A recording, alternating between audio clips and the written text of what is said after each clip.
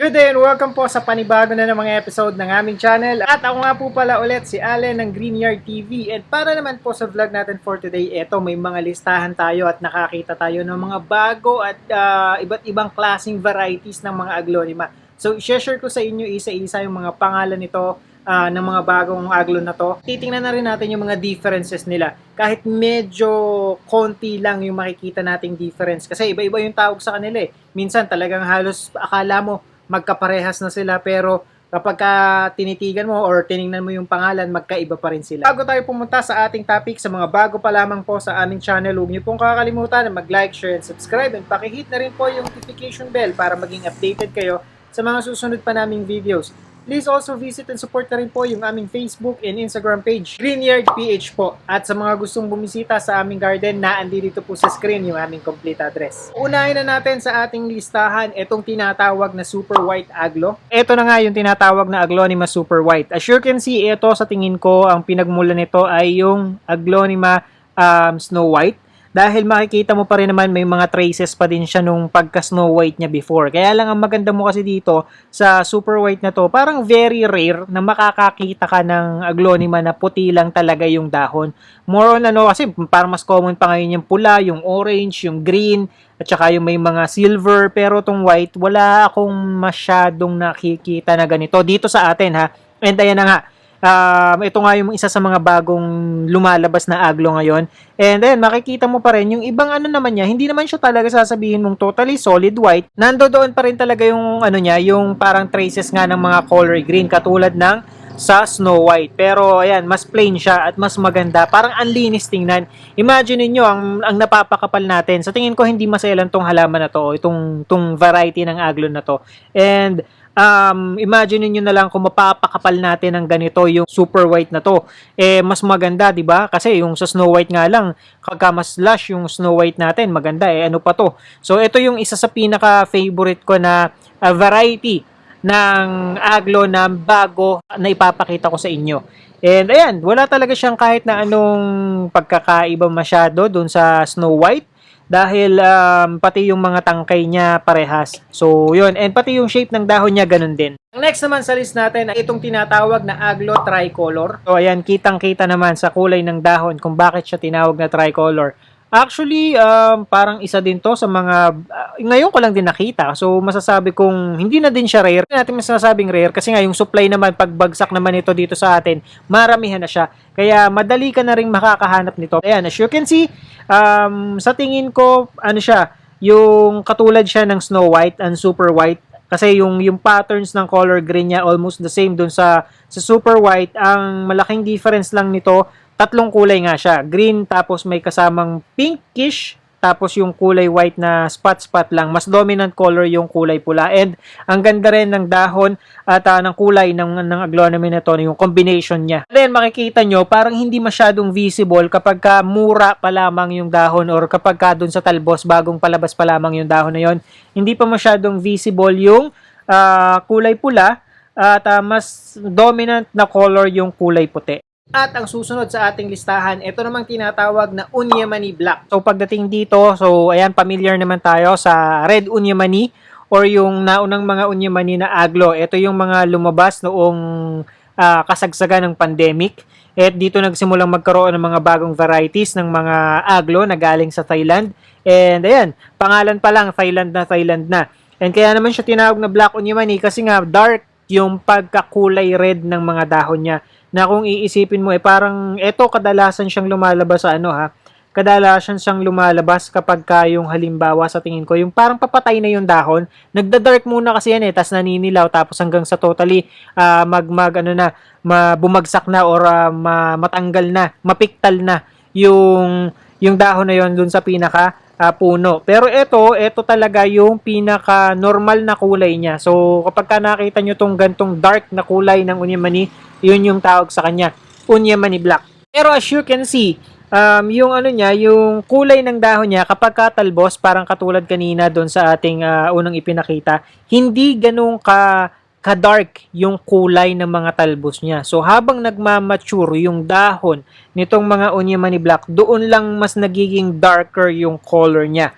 And at the same time, ang isang siguro kahalintulad or kaparehas nito sa pagkakapareho nila ng unyamani na nauna yung red ay yung spots ng color green sa palibot ng dahon niya. Ang next sa listahan natin ay itong tinatawag na Aglo Moonlight. And ito naman yung itsura ng Aglonema Moonlight. So dito, parang medyo malapit siya doon sa mga local varieties natin na meron tayo dito. And hindi naman, makikita nyo yung isang solid na parang merong part na nagkaroon ng solid na green na kulay. Pero hindi mo sasabihin na na consistent siya. Kasi tulad ng nakikita nyo, yung isang dahon lang naman yung nagkaroon o yung isang part lang ng dahon yung nagkaroon ng sabihin na nating isang part na shade na color green. Pero hindi nga consistent sa dahon parang isa lamang. So, dito na tayo magsisimulang medyo maguluhan ng konti dahil hindi natin masyadong makikita yung differences. Although kasi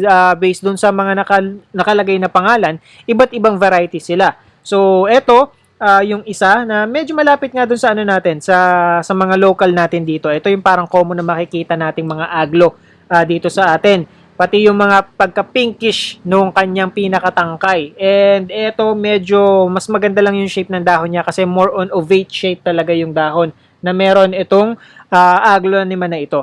Para kung tititigan mo itong Aglonema Moonlight, para siyang parang yung dahon niya na kulay yellow na dati na parang unti-unting kinain or nagkalumot. So, ganun yung itsura ng dahon nitong Aglonema Moonlight at pagkatapos naandyan din yung sa parang mga veins niya sa dahon na nagkukulay pink na consistent siya. Hindi siya basta-basta napapatungan or nawawala. At ang susunod sa ating listahan ay itong tinatawag na Panama White. Pagdating naman dito sa Panama White, ito masasabi nating hindi rin siya ganung or ngayon ko lang din nakita actually. Dahil dito sa Panama White, medyo mas kakaiba yung shape ng dahon niya. Mas more on pa lance shape yung dahon ng Panama White. Pagkatapos yung kulay niya, yung kulay ng dahon niya, parang katulad ng sa Moonlight.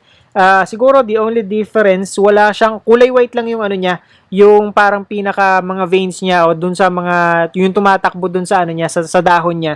Hindi siya pinkish katulad nung dun sa Aglonema Moonlight. And yun nga, ang isa pang malaking pagkakaiba nito ay yung shape ng kanyang dahon. And actually, lance shape siya na medyo may pagkakulot ng konti. Hindi siya yung sasabihin mong tuwid na tuwid katulad ng sa mga, hindi ba katulad ng sa Emerald Beauty na tuwid lamang pahaba. Ito medyo nagka-curl kasi At saka isa pa, medyo mas malapad naman ng konti ang dahon nito kung ikukumpara natin doon. And ito nga isang to, syempre, Aglonema, ganito yung bulaklak na naipoprovide ng mga Aglonema. Wala namang pagbabago o wala namang kakaiba doon sa mga bulaklak na meron dito sa mga bago nating aglo. And ang susunod sa ating listahan ay itong tinatawag naman na Look My Hybrid. At ito na nga yung tinatawag natin na Look My Hybrid. So pagdating dito, ito sigurado from Thailand talaga siya sa pangalan pa lang, di ba?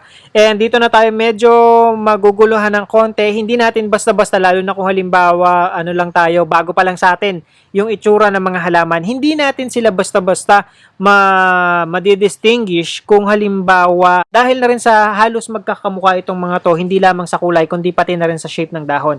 And ito halos katulad siya ng Moonlight na nauna nating na discuss kanina. And ito lang sa tingin ko parang mas nagiging dominant na kulay yung kulay pink doon sa kanyang dahon. So, yun, unlike nung halimbawa sa Moonlight, medyo light lang or hindi mas visible yung parang yellow at saka green na combination. Dito kasi may lumalabas, tsaka striking yung color niya sa gitna. Talagang matingkad. So, yun yung siguro masasabi natin na na rin, pwedeng maging pagkakaiba nitong dalawa para mas mabilis nating ma-distinguish kung alin si Moonlight at saka alin si Look My Hybrid. Pero pagdating dun sa tangkay, pareha sila na may pagka-pinkish yung mga stem nila. And kasama din sa listahan natin itong tinatawag na Aglo the Sun. Ito hindi mo masabi parang nahahati siya sa tatlong kulay. Kita nyo naman dito sa dahon niya. Hindi mo sasabihin pare-parehas yung pwedeng ilabas na kulay ng dahon nito. Kasi katulad nitong isang to, mas dominant color yung color green. Pagkatapos yung gitna niya, sobrang tingkad ng pagkapula. And then itong isa naman, half ng leaf niya ay color green, tapos yung half parang nag-fade na pink, na green, na yellow.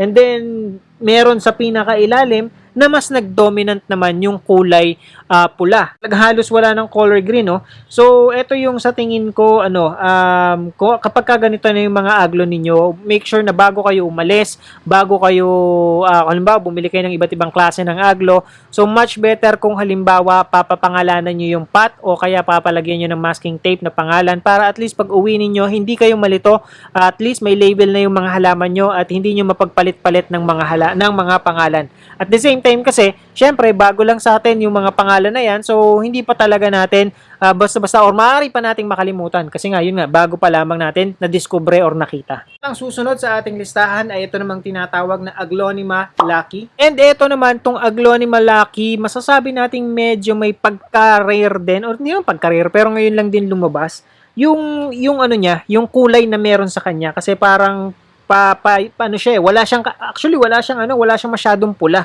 Mas nagiging dominant sa kanya yung color green and yung parang nag-fade na green. Para siyang parang color green na kinuskus mo ng kinuskus hanggang nag-fade yung pagkakulay green niya. And napakaganda rin ang kulay nito kasi yun nga, kakaiba siya eh. Kaya maganda, or kung halimbawa wala pa kayo ng mga aglonema na to, siguro this is the time na dagdagan natin yung collection ninyo. Kasi nga, eto mga bagong labas siya. So siguro, kokonti pa lamang yung meron nito sa atin ngayon dito. Dating naman dun sa pinakatangkay nitong ating aglonema na to, Aglonema Lucky. So light pink yung pinakatangkay ng ating or pinakapuno nitong mga aglonema na to. So wala rin masyadong pagkakaiba pagdating dun sa ibang aglos natin na pinkish din ang kulay ng tangkay. So, pero madali mo siyang madi-distinguish dun sa ibang aglonema dahil kakaiba yung kulay ng dahon niya. And meron din tayo sa ating listahan ang tinatawag naman na Aglonema Frozen. Nakikita nyo naman, ang ganda. Siguro kaya siya tinawag na frozen kasi pagka tinignan mo siya, more on kasi tayo, di ba? Pagka sinabi nating aglo, mas more on parang striking yung kulay niya, medyo matingkad kasi nga makukulay. So yun, lalo na pagka green, puti, tsaka tung pula. So, yan yung mga kulay niya. Tsaka yung mga niya, yung pagiging, yung combination ng color niya. Pero this one, para siyang faded, parang basta malamlam, hindi ganun katingkad, hindi ganun ka-striking yung kulay niya. And, dahil nga doon, parang nagiging unique tuloy siya. Parang, di ba? Parang siya yung isa sa pinakakakaiba na aglo na maaari mong makita dahil nga hindi striking yung kulay na meron dito sa aglo. And sa tingin ko, consistent yung pagka-faded ng kulay ng dahon niya dahil kahit yung mga mature leaf, ang pinaka-highlight lang ng dahon niya yung gitna. Parang habang nagmamature siya, yung gitna na kulay niya mas nagiging matingkad. Pero kapag syempre, mura or talbos pa lamang yung makikita mo, medyo may pagka-light color yung gitna niya. Although naandun pa rin yung pinkish or reddish na lining sa gitna ng dahon niya. At ang susunod sa ating listahan ay itong tinatawag naman na Aglo Sandrop or Aglonema Sandrop. Dating naman dito sa Aglonema Sandrop, ito parang malapit siya dun sa mga local na atin na aglo na color green dito. Pero sa tingin ko, kakaiba pa rin to.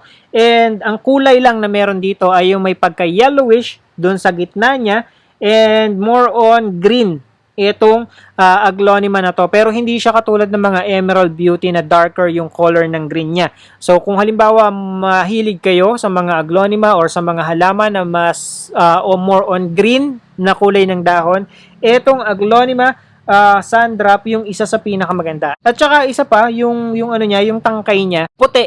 Hindi siya yung kulay pinkish or mapula-pula. Ito puti talaga yung kanyang kulay. And kung i-compare natin dun sa sa mga nauna nating aglonema na diniscuss, since ganito yung kulay niya, hindi rin ganun sabihin mong ka-striking, kaya mas mura din yung presyo pagka ito yung napusuan mo or nagustuhan mo. Susunod sa listahan natin, ito naman ay tinatawag na Aglo Rock Soup.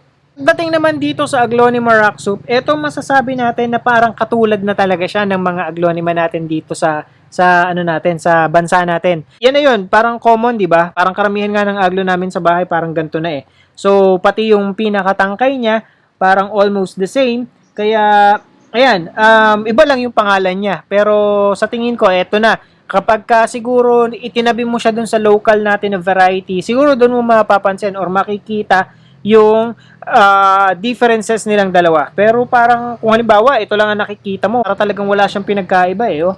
And pagdating even doon sa tangkay na may pagka-pinkish, ganun din yung tangkay nitong Aglonema na to. And meron din sa ating listahan ng tinatawag na Aglonema boxing. Isa pa tong Aglonema boxing sa parang kung mapapansin natin ay common dito sa atin. Pero I'm not sure kung ito nga din yung anong yon, kung may pagkakaiba ba sila, kung ito ba yung tawag sa kanila, or bago talagang variety ito ng Aglonema na galing din sa Thailand. Pero kung ako yung papipiliin, syempre doon ako sa parang ngayon ko lang nakita. Kasi ito ko, parang common nga siya. Parang makakabili naman tayo dito sa atin. And kaya siguro mas mura din yung halaga nito kung i-compare mo doon nga una nating na-discuss kanina. And last but not least sa ating listahan, ito yung tinatawag naman na Aglonema White Angel. Dating dito sa White Angel, masasabi kong isa rin to sa pinaka-unique na dahon ng Aglonema. Pero actually, meron siyang malapit na ano dito eh, parang kagaya dito sa atin. Kung familiar kayo dun sa Aglonema na, kung tawagin kasi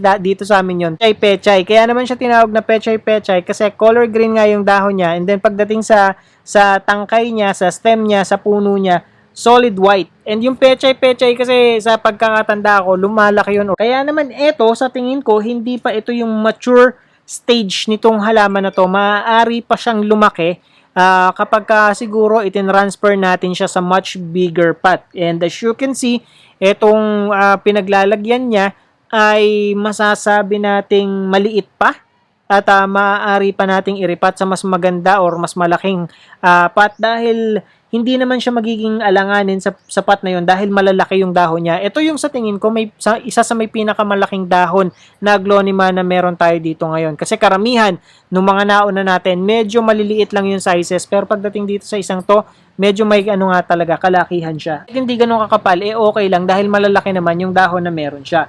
And when it comes sa pattern, hindi siya solid green, yung gitna niya kulay white. Pagkatapos, mas dominant color yung color green pero hindi rin mawawala sa bawat dahon niya na may konting bakas ng puti na naiiwan parate.